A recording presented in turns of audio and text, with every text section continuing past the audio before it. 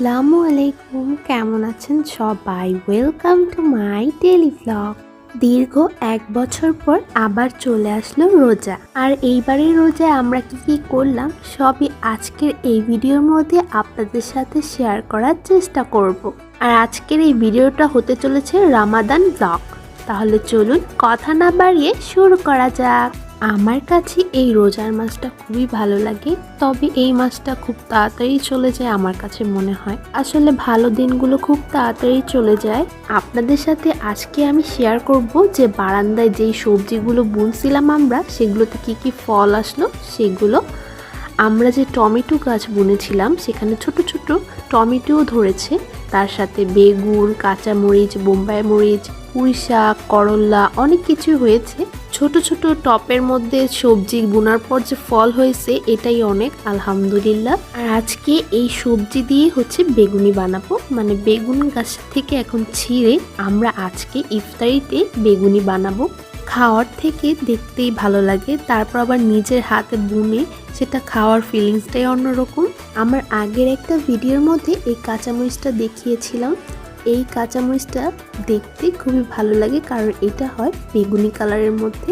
যেহেতু কাঁচামরিচ নর্মালি সবুজ কালারের হয়, তাই আমরা ভাবছিলাম এটা কি আসলেই ঝাল হবে কিনা, কিন্তু যখন আমরা ভাত দিয়ে খেলাম খুবই পরিমাণে ঝাল। আম্মু এখন রান্না বসিয়ে দিল সেহরির জন্য, আর ইফতারির জন্য ভাজা শুরু করে দিয়েছে।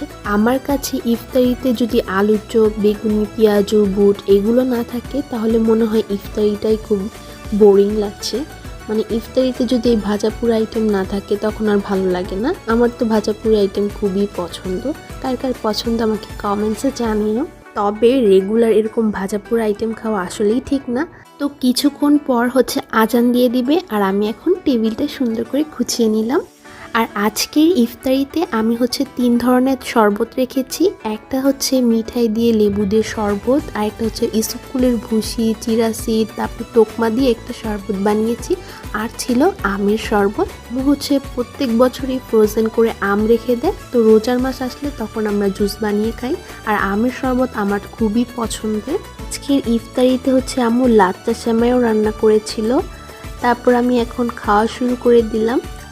এখন হচ্ছে আমি বেগুনিটা ভেঙে দেখাচ্ছি। উপরটা এত পরিমাণে ক্রিস্পি আর ভিতরে একদম জুসি ছিল।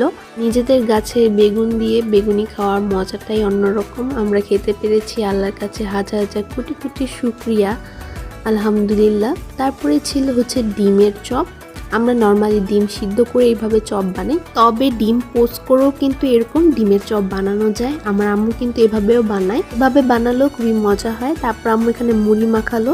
আমরা দোনো ভাই বোন এরকম শুধু খেতেই পছন্দ করি, যে বেশি মানুষ থাকলে তখন হচ্ছে গিয়ে মুড়ি মাখালে ভালো লাগে। আমরা যেহেতু 3 জন মানুষ, তো আমি মুড়ি মাখাটা অতটা পছন্দ করি না। আজকে ইফতারি এগুলোই ছিল। এখন আমি ইফতার শেষ করে পড়তে বসেছি, মানে এখন কিছু খাতা বানাচ্ছি। আমার হচ্ছে ঈদের পরই এক্সাম, সামনে হচ্ছে গিয়ে ঈদ, এটা নিয়ে খুব এক্সাইটেড, কিন্তু ঈদের পর যে পরীক্ষা সেটা নিয়ে খুবই টেনশন। তাই পড়তে বসলাম, আর তো কিছু করার নেই।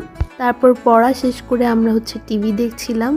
আর আজকে ইফতারিতে যেহেতু অনেক কিছু খেয়েছি, তো রাতে আর কিছু খাবো না, একবার সিয়ারিতেই খাবো। তো কিছুক্ষণ পর হচ্ছে গিয়ে আমরা ঘুমিয়ে পড়বো।